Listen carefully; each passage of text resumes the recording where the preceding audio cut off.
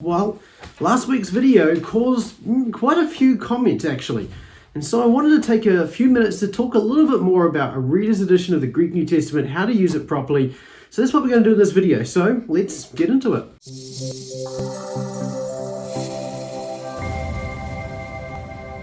So this is a follow-up video. Last week I did a video talking about 3 reasons not to buy a reader's edition. And that video, there was quite a few comments because from that video, some agreeing and some disagreeing. So I wanted to take a little bit of time just to kind of follow-up video. And as you can see, I'm not really where I normally am. Everything's a little bit in the air at the moment. We're actually moving house, and so we're in a kind of a rental place for a week, which has been very graciously provided for us. So it's a little bit different. So this video is a response video really to your comments from last week's video, which was all about reader's edition. So let's talk about that. Now, one of the things about last week's video is I had quite a number of people, a surprising number of people, actually push back on me and say, no, a reader's edition of the Greek New Testament can be really, really helpful. So in this video, I wanted to provide, shall we say, some fine-tuning discussion points to talk about when you could probably use a reader's edition, when not to use a reader's edition. So that's what I wanted to do here. Now, it's not really I'm not going back over my words to say, no, what I said is not valid. I still think that you can get away without buying a reader's edition, and I don't think it's a great investment of your money when you're learning biblical Greek, and we'll talk about a little bit more about why in this video. If you haven't seen that last video though, click the link up here to make sure you go back to it, take a look at it, and watch it, and then come back and watch this video afterwards. In this video, I want to make sure that you don't fall into the traps that a reader's edition can tend to make you fall into. So, with that in mind, let's talk about some of your comments that we looked at in that last video. There are some comments like this one here, which indicate that people really resonated, some of you anyway, really resonated with what I said there, that, it's hard to actually make progress when you're dependent on tools like reader's editions. And then there are other comments like this one that indicate that there's a real importance in actually doing the hard work to learn the language properly.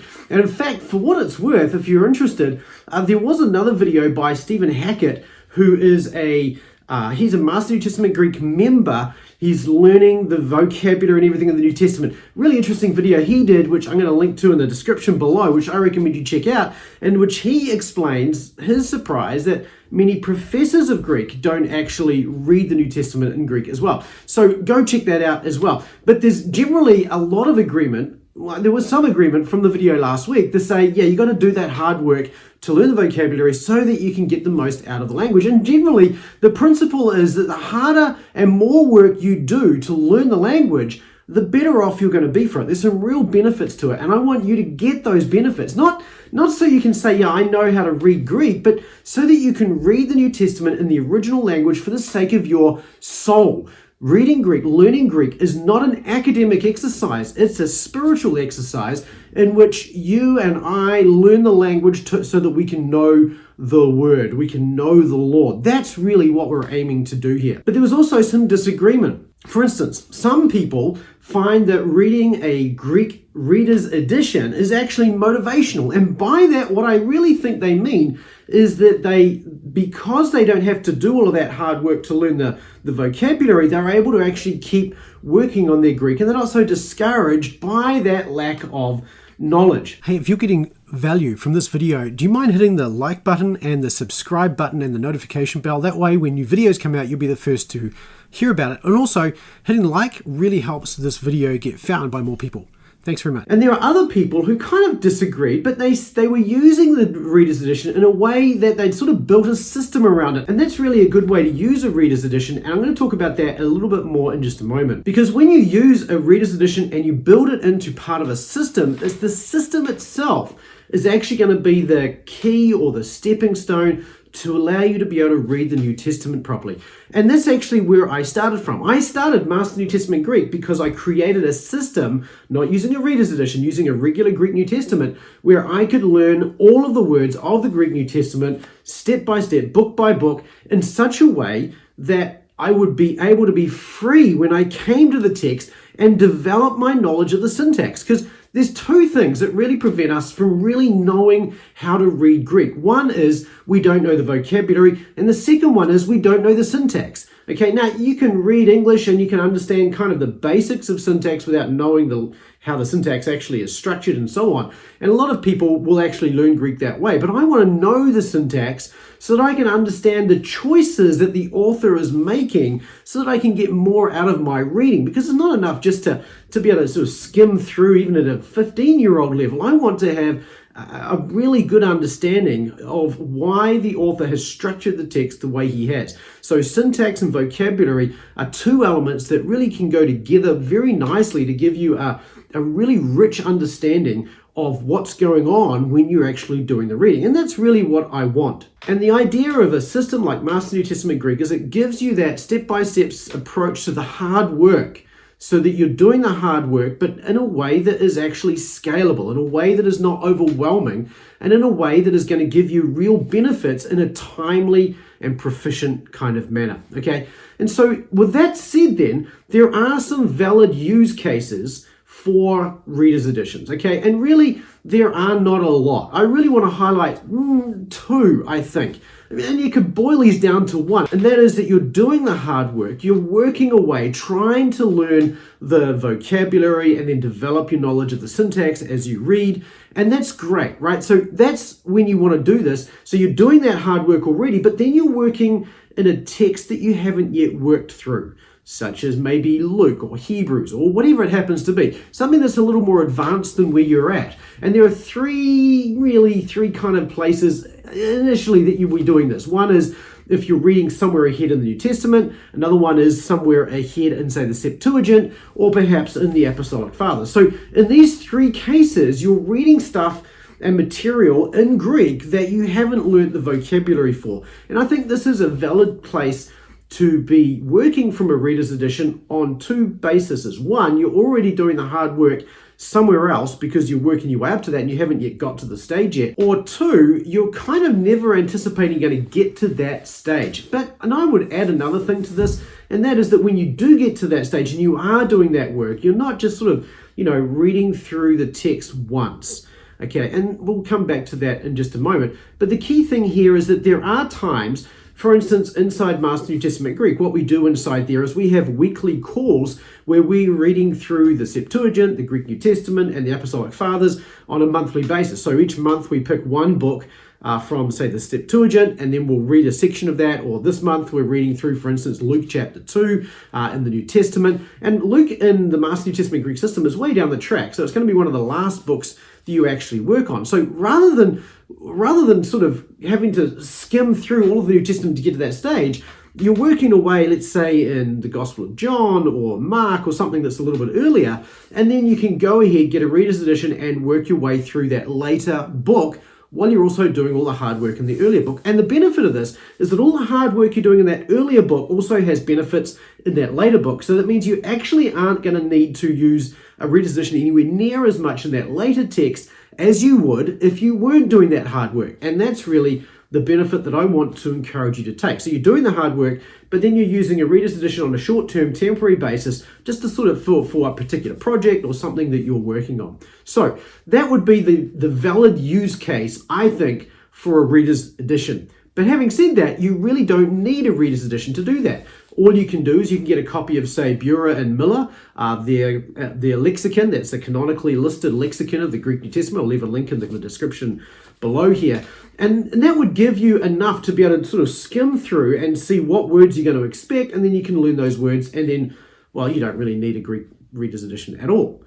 So that would be what I would suggest, in fact, that you don't. But then if you haven't already got Bura and Miller, then a reader's edition would be another option for that. So given that there is at least that one use case for a reader's edition, how would I encourage you to use it? And here's really what I want to say to you in this video really is that if you're going to use a reader's Greek New Testament, you want to be really careful how you use it. So in this video and in this last section here, what I want to do is I want to talk through how should you use a reader's Greek New Testament? What is the right way of using one so that it doesn't become a crutch? And really what you're trying to do is you're trying to get out of the Reader's Edition as quickly as you can. So let's talk about how to do that. Really, there are 5 steps to being able to use a Reader's Greek New Testament properly. The first one is that you're going to take a first pass through the text. And in this first pass, your first task in this first pass through is to be able to read and decipher and understand. So as you're doing this reading, what you're doing is you're looking at the bottom where you see the words there to see what the glosses are they give you. And then you're trying to put that into the text as you go through it. You're trying to understand how the grammar and the syntax works and so on and so forth, so that you can then read through that a little bit quicker. So the first stage is to do a first initial read through using your Reader's Edition. The second stage, the next thing you want to really do is you really want to take what take your Reader's Edition, kind of put it aside, get a regular Greek New Testament and actually start reading that text again, this time without the Reader's Edition, without those helps. And when you get to those words that you're not sure of, that were at the bottom of the page in the Reader's Edition, take a moment or two to try and remember what that word was. You've got the context that will help you. You've just looked up the gloss in the Reader's Edition, so you've got it's just briefly been there, so you should be able to work it out and remember it. So that would be the second thing to do, is to go through and do a reread without those helps. Okay, and then once you've done that, then you're in a good position to give it a third read. And maybe at this stage you don't want to do that straight away. Maybe the next day would be good. So that way you've kind of given yourself a little bit of time for those things to sink in. And again, that next time, that next day, when you do pick up that text again, don't take it from the Reader's Edition, take it from your regular Greek New Testament. And in this way, what you're doing is you're actually re-engaging with the text. You're seeing those words again, step by step. Now, when you do see a word that you're not sure of, like this, and you've already learned the word before and you're trying to sort of remember it, go back, look, when you see the word, try and remember, first of all, what is the lexical form of the word? Secondly, what is this form of the word? Is there an augment? Is there what are the morphemes that happen to be there? What's the ending? Is this a verb? Is this a participle? What's going on in that text? So try and pass that word. What's the Greek? What's the lexical form? And then what does the passing tell you about this word? If you can work those two things out, then the rest should be pretty straightforward, really. So try and do that hard work when you get to a difficult word, regardless of whether you're using a Reader's Edition or a non-Reader's Edition, so that you're doing those things from memory more and more, and therefore you're not relying on the tools. The more you rely on the tools, the harder it's going to be for you to get out of the tools. So rely on your memory and then develop your memory where you can to get out of that. So that's how I would encourage you to use a Reader's Edition. Read a text using the Reader's Edition the first time. Second, read without the Reader's Edition. And then third, reread that text again without a Reader's Edition. And honestly, you don't need a Reader's Edition to do that. You can just use a lexicon of some sort, or even just in time, right? Even if you don't have a Reader's Edition and you're just working from a Greek New Testament, then just underline that Greek word, or have a piece of paper where you're writing out the words, the form you see, plus the lexical form as you look it up, right? And then a gloss with it. And then you can either have that piece of paper with that text, or you can just throw it away when you're done because you've learned it. Or better yet, you can actually memorize those words properly, and you can use something like Master New Testament Greek to do that ahead of time, so that you don't even have to think about those words, and you don't need a Greek New Testament with any of the reader's helps or anything like that. So that would be my encouragement. You really don't need a Reader's Greek New Testament. If you have one, you're not sinning. Okay, so don't feel like I'm totally against Reader's Editions. In fact, I have got a video coming up that's planned where I'm going to do review or a bit of a guide to the different Reader's Editions that are on the market. Because again, I want you to make good, wise, informed decisions about this, and it is possible to use a Reader's Edition wisely. The problem is that most people use them thoughtlessly, and I don't want that to be you. I want you to be someone who's thinking carefully about the way you're using the text and the tools that you've got, so that you don't become dependent on those tools and you become independent of them. The key thing to bear in mind from both this video and the previous one is that you cannot substitute the hard work that's required to really learn the language. If you substitute the hard work for tools, you're going to suffer for it. Ultimately, it's just going to maintain difficulty, and you really need to work hard to develop your knowledge of the vocabulary and the syntax. And when you do that, you will have huge benefits as the whole New Testament starts to open up to you. But you've got to do that hard work. And if you do have a reader's edition and you're using it regularly, do your best to get out of it as quickly as possible. In fact, read it once, learn the words that way. I can't learn the words that way, but if you can learn the words that way, learn the words that way, right? But use it once and then get out of it into a regular Greek New Testament, somewhere you're going to spend the rest of your life rather than in a reader's edition. And that way you won't get stuck and bogged down and addicted to the tool, so to speak. But let me ask you this question as we close. How do you use your reader's edition, if you use one, and has this video or the previous one changed your mind about the way you use a reader's edition? Leave a comment in the comment section below. I'd love to hear your feedback. Thank you once again for watching, and if you're interested in learning how to read the New Testament in Greek, don't forget to check out the student edition of Master New Testament Greek at mntg.me/student. Or go to download the roadmap to mastery at masterntgreek.com/roadmap, and that way I can help you to sort of see the whole path ahead, even if you've never touched Greek before. So with that, you can learn to read the New Testament in Greek without any tools, and I want to encourage you to do just that by taking small, consistent steps toward mastery, and I look forward to seeing you in the next video. We'll see you then.